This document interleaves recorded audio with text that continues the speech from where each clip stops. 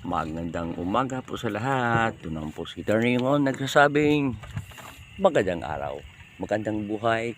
God bless po sa ating lahat. Ito pong simpleng buhay, buhay probinsya po.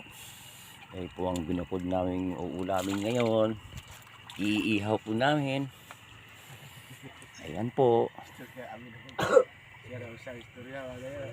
Ayan. Manok, ihawin.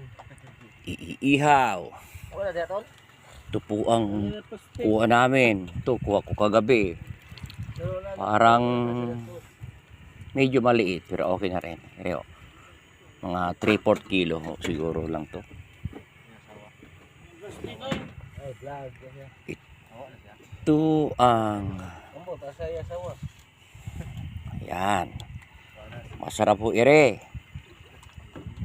Ayan. 3 piraso